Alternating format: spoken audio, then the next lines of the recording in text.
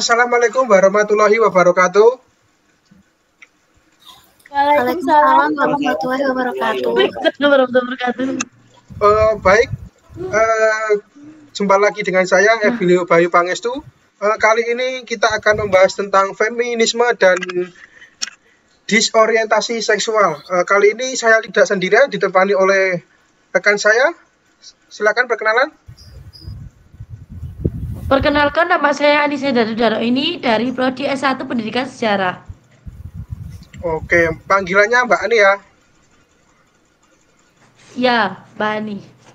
Selanjutnya, kali ini kita kedatangan bintang tamu, teman kita, untuk membahas yang kita bahas untuk pada hari ini. Silakan Mbak Cynthia, perkenalan dulu. Halo, perkenalkan nama saya Cynthia Nurlaidia dari S1 Pendidikan Sejarah. Oke, terima kasih Mbak Cynthia. Selanjutnya rekan kita juga, Mbak Siva, silakan. Halo semuanya. Halo semuanya, perkenalkan nama aku Syifa Rifdayani. Kalian bisa panggil aku Syifa. Aku dari program S1 Pendidikan Sejarah Universitas Negeri Malang. Terima kasih Mbak Syifa. Selanjutnya silakan Mas Rama.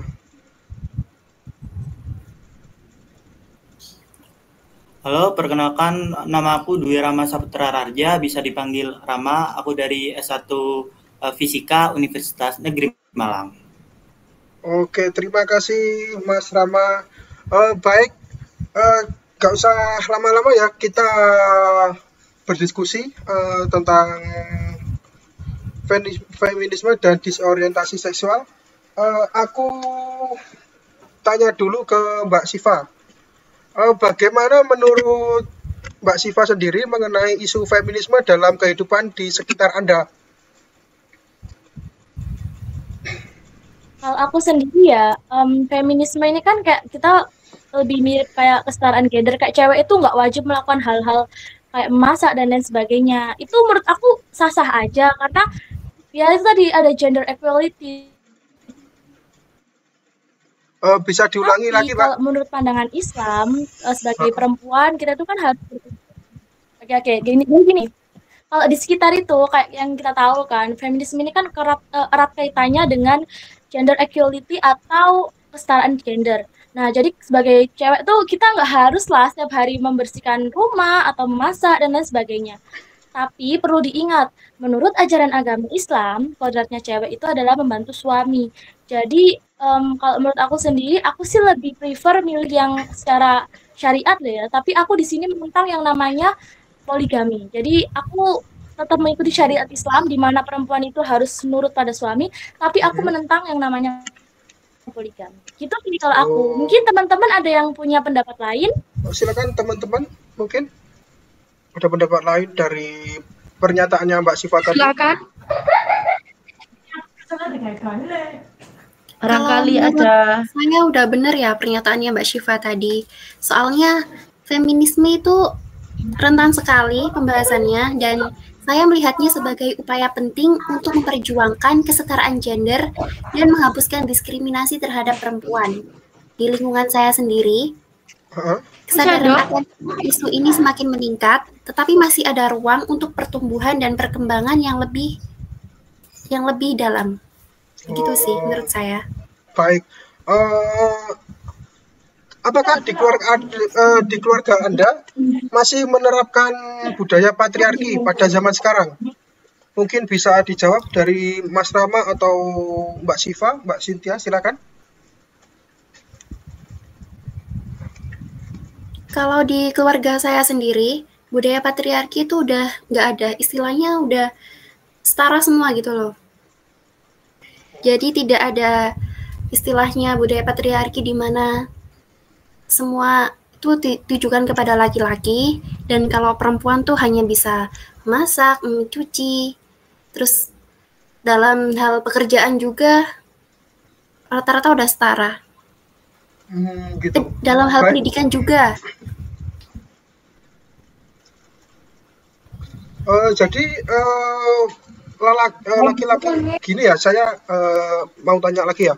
Jadi laki-laki gitu di rumah itu pekerjaannya sama gitu ya. Misal kayak tadi pernyataan Mbak Siva kan kayak mencuci piring, terus mencuci apa baju kotor gitu. Jadi itu tugas laki-laki ya sama ya, disamakan sama perempuan atau bagaimana?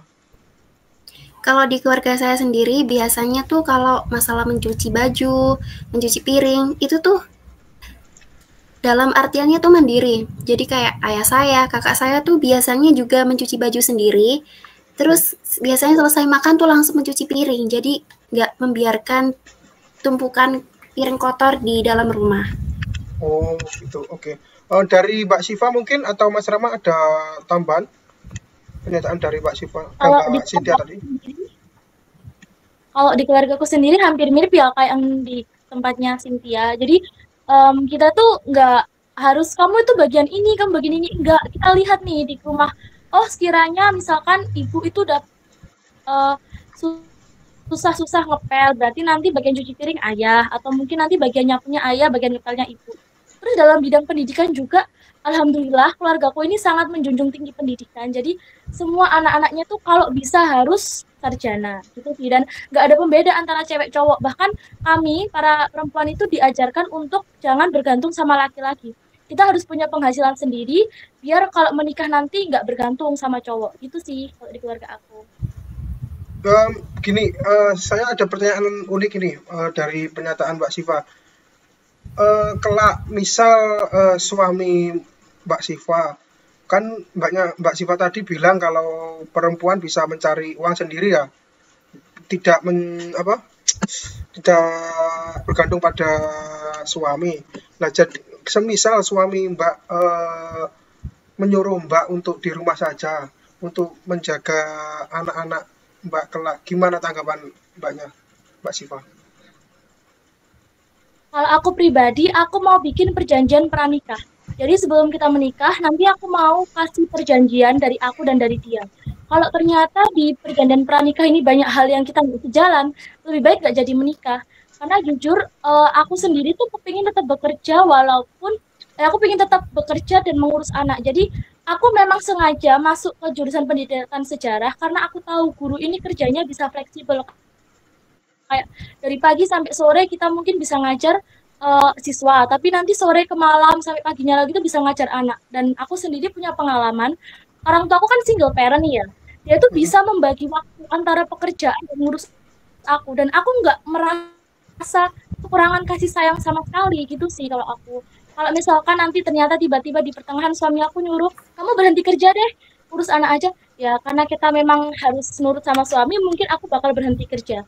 Tapi aku tetap bakal bikin perjanjian pranikah dan aku harap perjanjian pranikah itu bakal terlaksana saat kita menikah nanti. Gitu sih. Oh, baik, terima kasih. Untuk pertanyaan selanjutnya ya,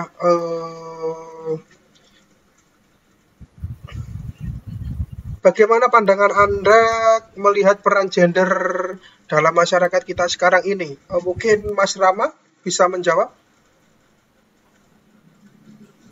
Mungkin kalau peran gender di masa sekarang ini, kalau di desaku itu masih ada simpang siurnya. Seperti wanita itu masih di bawah laki-laki.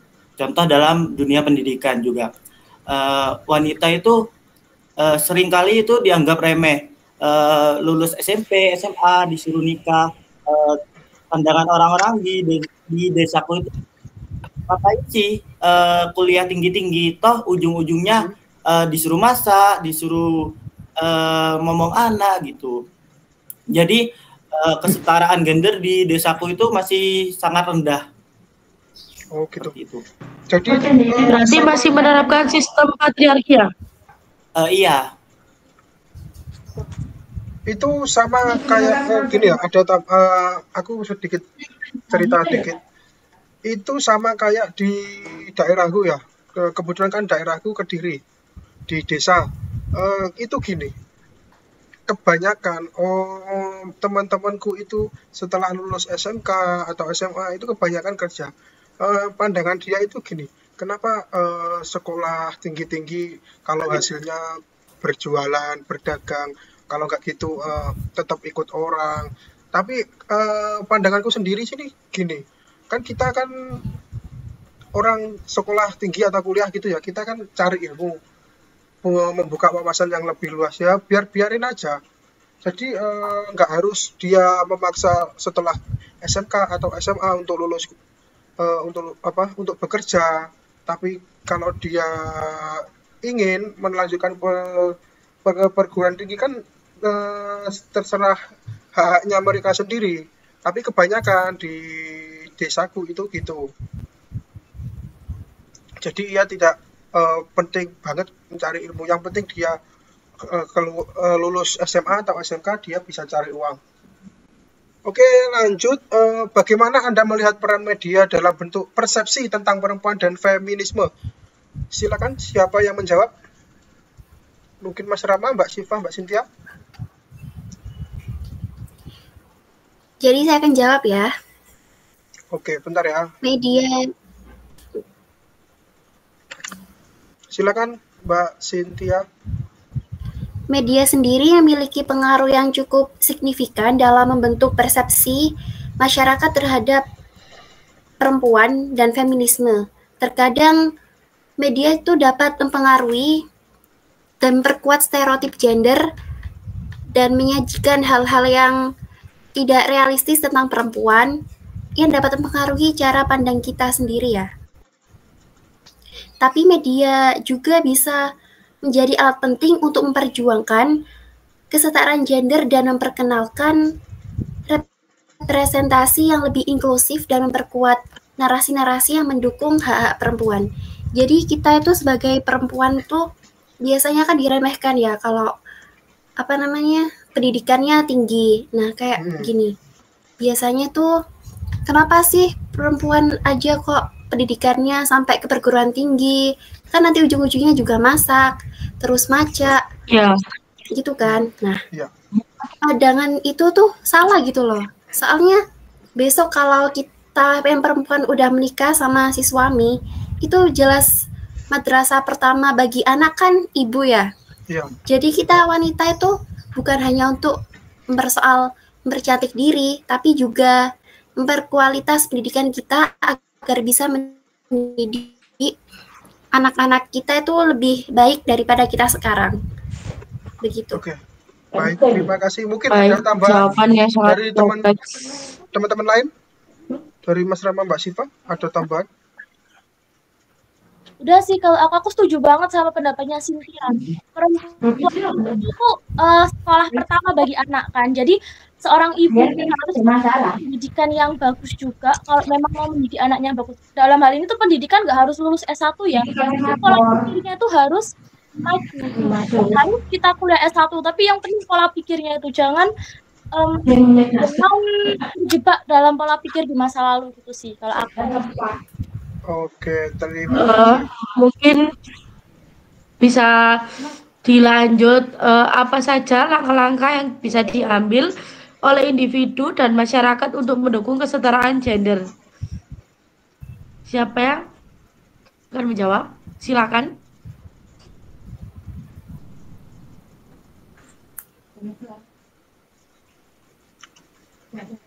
Bagaimana menurut Anda?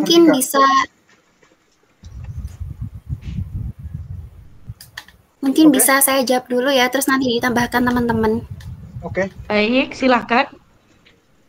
Jadi langkah-langkah yang dapat diambil oleh individu dan masyarakat untuk mendukung kesetaraan gender ini bisa dimulai dari yang pertama, mendidik diri sendiri tentang isu-isu kesetaraan gender dan menjadi sekutu yang sadar akan hak-hak perempuan. Terus kemudian yang kedua yakni mendukung organisasi tentang wanita-wanita yang memperjuangkan kesetaraan gender baik melalui dukungan finansial maupun dukungan moral. Kemudian yang ketiga yakni bisa memperjuangkan hak reproduksi perempuan dan akses yang setara terhadap layanan kesehatan seksual dan reproduksi. Dan yang keempat, bisa memberdayakan perempuan melalui pendidikan, pelatihan, dan akses terhadap peluang ekonomi. Mungkin bisa ditambahkan teman-teman yang lain.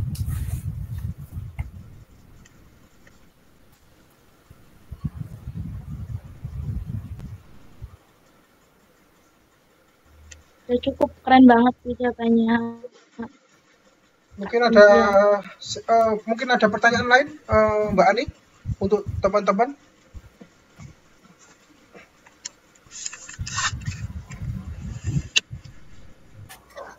Oh, Kak, ini maaf mic-nya nggak nyala. Mungkin sekarang bisa ke disorientasi seksual, pembahasan tentang LGBT ya. Bagaimana pendapat Anda mengenai isu LGBT pada saat ini? Bisa Aku boleh dijawab, jawab silakan. nggak? Aku mau Boleh, jawab. Aku bisa silakan. menjawab. Oh ya, silakan Kak Rama dulu aja yang jawab. Mungkin sekarang isu LGBT sudah menyebar di mana-mana ya. Sudah menjadi seperti apa ya, hal yang normal di media sosial. Udah banyak yang berseliweran, kayak cowok dengan cowok, cewek dengan cewek, atau transgender. Seperti contohnya artis figur yaitu Lucita Luna, terus Ragil dan sebagainya. Mungkin isu-isu seperti itu memang apa ya, sangat merusak media sebenarnya. Tetapi di sisi lain itu isu-isu seperti itu masih menjadi apa ya, seperti film-film Thailand yang menggambarkan itu banyak kasus-kasus gay. Tapi masyarakat di Indonesia itu malah senang, suka seperti itu dengan apa, perlakuan gay-gay mereka. Jadi kayak terhibur gitu ya, mungkin buat mereka. Malah terhibur, malah disukai. Gitu. Oke, mungkin ada tanggapan lain dari Mbak Siva atau Mbak Cynthia? Aku juga mau nambahi ya.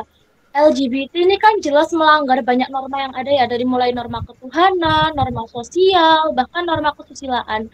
Dan aku khawatir kalau misalkan isu LGBT ini dianggap wajar dan dibiarkan, maka anak-anak muda atau generasi di bawah kita tuh bakal berpikir kalau LGBT itu bukan hal yang salah, LGBT itu boleh gitu loh. Dan itu sangat-sangat berbahaya. Kenapa?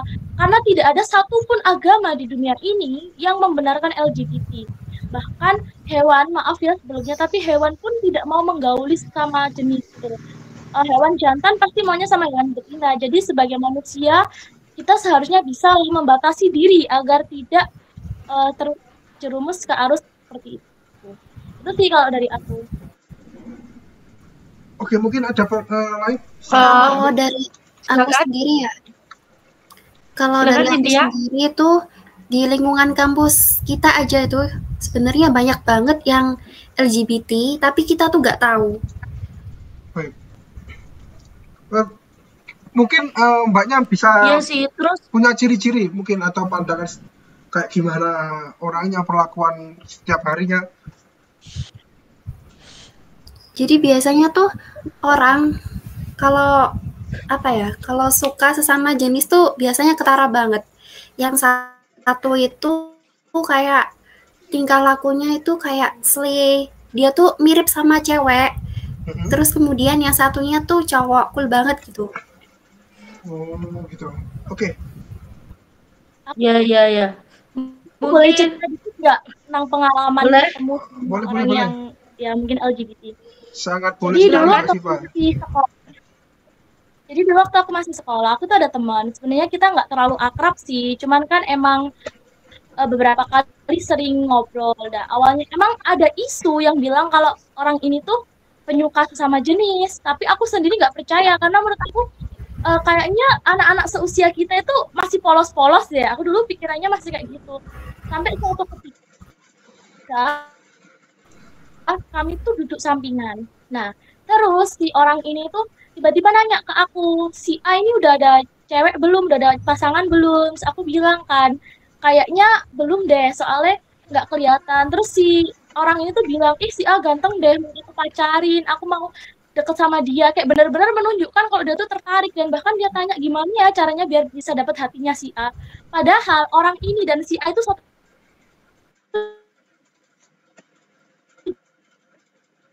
Halo?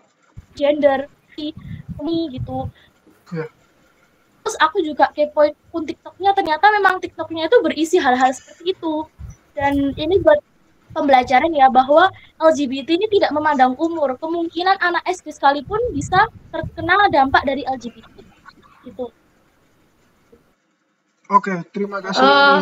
Mbak Syifa mungkin bisa ada pertanyaan, apakah seseorang tersebut sifatnya itu seperti yang dijelaskan oleh Mbak Cynthia tadi, seperti anaknya slay, atau secara penampilan juga seperti apa? Bener, anaknya slay banget, dia tuh cowok ya. Tapi secara wajah dia tuh ya nggak jelek-jelek amat, ya lumayan lah. Terus habis itu dia itu juga lumayan tinggi, tapi emang kelakuannya slay, mulai dari kukunya itu pakai nail art, terus habis itu jalannya juga ya kamu tau lah kalau jalan tuh kayak gimana aku maksud. Terus setelah kami lulus dari sekolah ini, aku lihat TikToknya itu dia makin berani, dia mulai pakai yang namanya tank top yang notabene biasa dipakai cewek. Terus rambutnya juga dipanjangin, habis itu pakai eyelash extension, terus juga pakai soft lens dan sebagainya, kayak bener-bener dia tuh slay banget gitu loh. Terus cara ngomongnya itu juga kayak, ih apaan sih, nggak gitu, kayak gitu. Itu sih emang ciri-cirinya mirip seperti yang disampaikan oleh Cynthia tadi. Baik. Kalau dari pembahasan ini, apa pelajaran yang bisa diambil dari pengalaman yang Mbak Syifa pernah temui? Dari yang aku ambil nih ya, ini sih kalau aku lihat, sebenarnya orang-orang yang LGBT ini nggak harus kayak kita benar-benar musuh. Kita tuh harus berusaha untuk merangkul mereka, kayak pelan-pelan kita ajak masuk ke jalan yang baik. Jangan langsung dijudge, kayak misalkan kamu LGBT dosa, jangan dideketin. Kita ajak dia baik-baik, karena aku sendiri sempat kasihan ke orang ini karena dia itu di sekolah kayak dijauhin gitu loh. Teman-temannya tuh setiap dia lewat itu diteriakin banci, bla bla bla, dan justru menurut aku hal itu yang bikin dia makin terjerumus ke hal-hal seperti LGBT. Kenapa? Karena dia merasa aku tuh ketemu sama komunitas yang LGBT dan aku diterima, sedangkan oleh masyarakat aku tuh ditolak. Dan juga di sini aku belajar betapa pentingnya peran keluarga dan lingkungan. Karena keluarga ini sangat berpengaruh. Aku nggak tahu ya keluarganya itu bagaimana, tapi ada yang bilang kalau orang itu emang broken home. Jadi mungkin dari keluarga itu kurang memperhatikan. Dan ini bisa pelajaran buat kita besok kalau kita punya adik, kakak, atau mungkin anak, kita bisa didik mereka dari awal. Kita bisa ajari mereka mana yang seharusnya mereka lakuin dan mana yang seharusnya nggak mereka lakuin. Oke. Mungkin sebaiknya dipantau seperti itu ya. Aku juga bisa menambahkan ya sedikit tentang Silakan. tadi. Memang aku pernah juga ketemu dengan teman-teman yang memiliki keadaan seperti itu. Memang rata-rata mereka memiliki itu masalah dalam keluarga, seperti kurangnya sosok ayah, tentang kurangnya kasih sayang seorang ayah dalam keluarganya, sehingga mereka itu berusaha untuk mencari kebahagiaan dan kenyamanan dengan orang lain seperti itu. Gitu, baik. Oke, Silakan. apa yang Anda lakukan jika masa depan anak menjadi salah satu pelaku LGBT? Itu anak kalian ya? Maksudnya anak kalian-kalian, amit-amit. Yang Anda lakukan jika masa depan anak Anda menjadi salah satu pelaku LGBT. Silakan masing-masing bisa menjawab. Dari siapa dulu? Mungkin aku dulu ya. Oke, baik. Sebagai orang tua memang nanti dihadapkan banyak masalah di masa depan ya. Salah satunya tentang LGBT ini. Ketika kita mendapati anak kita menjadi korban penyimpangan seksual, hal yang pertama perlu dilakukan adalah mendengarkan dan mencari solusi. Apa sih penyebab mereka terjerumus dalam dunia penyimpangan seksual, seperti yang tadi dijelaskan, kurangnya kasih sayang seorang ayah. Jadi kita itu harus memberikan kasih sayang lebih. Yang kedua adalah memberikan empati dan tidak merundung anak tersebut, biar mental anak tersebut masih terjaga. Dan yang ketiga, cari solusi dari akar permasalahan penyebab anak terjadi kasus penyimpangan seksual. Oke, baik, selanjutnya dari Mbak Cynthia atau Mbak Siva, mungkin ini pendapat masing-masing ya. Kalau aku hampir mirip ya sama kayak Mas Rama tadi, kayak kita harus merangkul dan mendekat. Dan yang pasti sebisa mungkin kita berusaha buat ngebalikin anak itu ke jalan yang benar. Karena bagaimanapun juga dia itu anak kita. Dan walaupun mungkin masyarakat nggak menerima dia, masyarakat menjudge dia, masyarakat menjauhi dia, kita sebagai orang tua jangan sampai ikut-ikutan menjudge. Karena dia tuh nggak punya siapa-siapa lagi kecuali kita. Jadi bagaimanapun bahkan sampai kapanpun kita harus berusaha buat mengembalikan dia ke jalan yang benar. Kalau sampai pada akhirnya dia tetap nggak bisa balik, ya mungkin pilihan terakhirnya, entah ya, aku juga nggak berani ngebayangin kalau sampai anakku kayak gitu, semoga aja enggak. Tapi aku bakal tetap berusaha buat ngebalikin dia ke jalan yang benar. Karena kalau masyarakat, kalau kita nggak mau menerima dia, gimana masyarakat mau menerima dia? Oke, dari Mbak Cynthia ada Ini bisa tanggapan? dibanyakin pantauan aja sih ke anak itu. Ya, kalau menurut saya sendiri ya, orientasi seksual itu tidak bisa mengubah cinta dan kasih sayang orang tua kepada anak. Jadi meskipun anak saya besok, naudzubillah kayak gitu ya, Ya. saya akan terus mendukung mereka untuk berubah menjadi lebih baik dan dituntun ke jalan yang benar. Tapi kalau semisal mereka berubahnya itu tidak spontan ya, saya juga harus bisa bersabar dan mungkin bisa saya membutuhkan bantuan psikiater ataupun ahli profesional untuk menuntun anak saya sendiri itu agar bisa kembali ke jalan yang benar.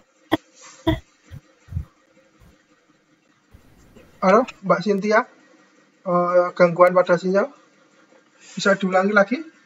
Secara lebih baik. Mbak Cynthia, mohon maaf, bisa diulangi lagi jawaban tadi? Soalnya sinyalnya jelek ya, tadi macet error, mohon maaf. Iya, jadi orientasi seksual itu tidak bisa mengubah kasih sayang orang tua terhadap anak. Meskipun anak saya di kemudian hari menjadi pelaku LGBT, naudzubillah, tetapi Iya. saya akan tetap mendukung anak saya tersebut untuk bisa berubah ke jalan yang baik dengan mengarahkan secara perlahan dan mungkin bisa dibantu oleh psikiater atau ahli profesional untuk membantu anak saya tersebut agar bisa berubah tanpa diketahui oleh masyarakat lain. Baik. Menurut kalian semua, pandangan Islam tentang kasus LGBT ini bagaimana? Kita kan sebagai Muslim ya, pandangan menurut Anda bagaimana? Kan menurut pandangan pribadi kan masih berbeda-beda. Ini kalau menurut pandangan Islam bagaimana?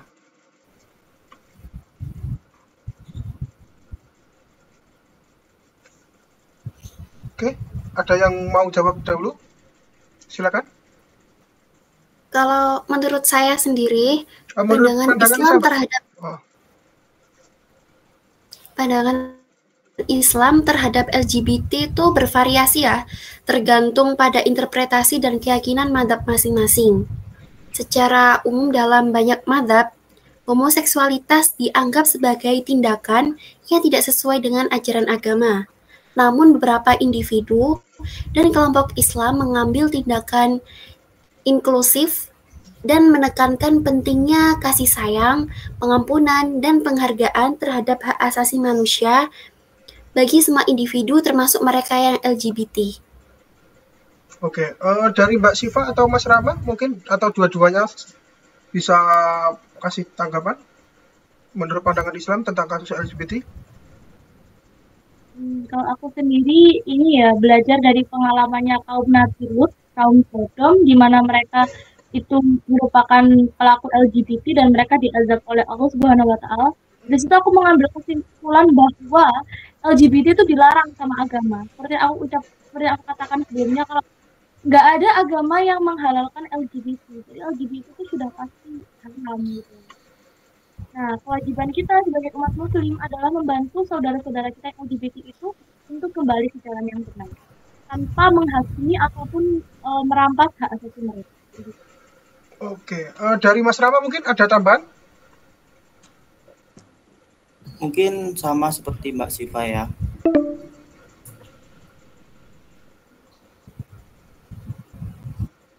Silakan. Ikram, lanjut. Dari Mas Rama? Mungkin kurang lebihnya sama dengan pendapat Mbak Siva ya tentang Ya. Di Al-Quran udah dijelaskan larangan-larangan tentang LGBT dan sebagainya. Udah disampaikan juga dalam surat Al-A'raf ayat 80 dan 81. Artinya, dan kami juga telah mengutus Lut ketika dia berkata kepada kaumnya, mengapa kamu melakukan perbuatan keji dan belum pernah dilakukan oleh seorang pun sebelum kamu. Dan juga Al-Ahlab ayat 81 yang artinya sesungguhnya kamu telah melampiaskan syahwatmu kepada sesama lelaki, bukan kepada perempuan. Kamu benar-benar kaum yang melampaui batas. Dari ayat tersebut kita udah mengetahui kalau LGBT itu benar-benar dilarang dalam agama Islam dan agama-agama lainnya. Oke, baik. Apakah ada dalil yang membahas tentang LGBT? Dalil dari kitab-kitab di agama Islam mungkin?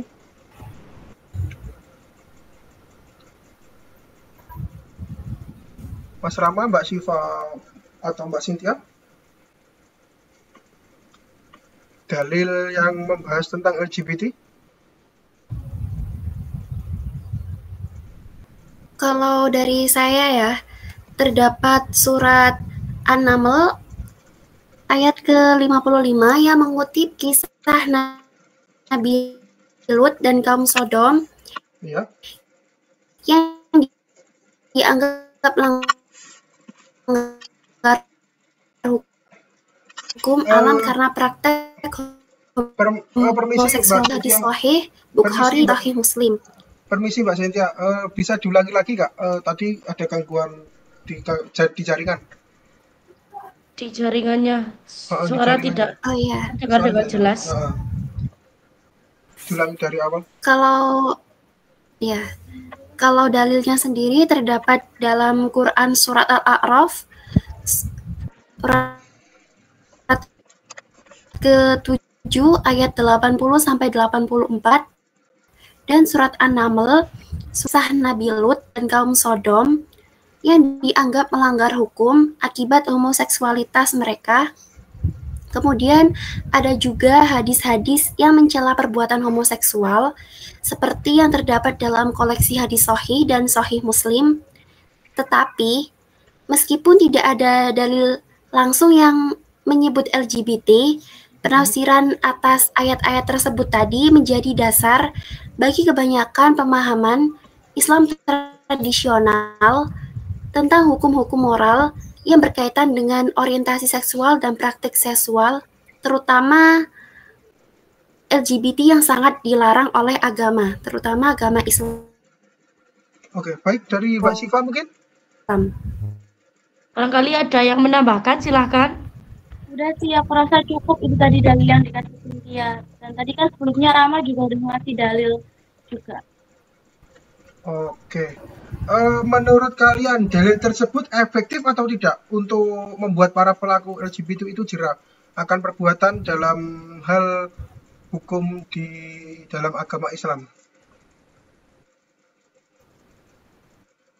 Bisa dipahami?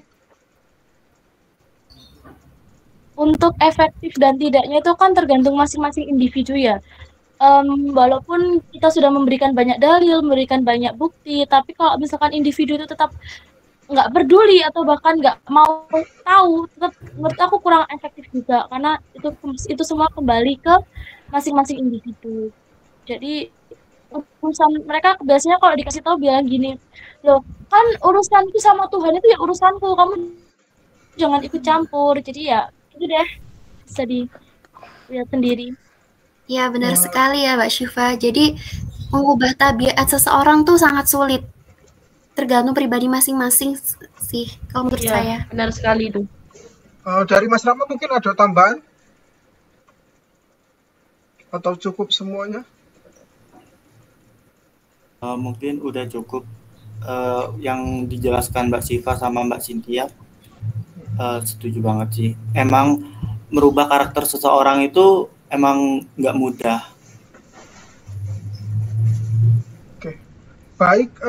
Terima kasih semuanya yang sudah berkesempatan atau sudah menyempatkan waktunya untuk hadir di pembahasan kali ini tentang feminisme dan disorientasi seksual.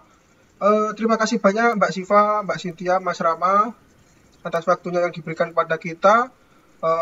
Mohon maaf kalau saya dan saudara Ari punya kesalahan kata atau mengganggu waktunya. Terima kasih semuanya ya. Mungkin kesimpulan, Mas. Kesimpulan?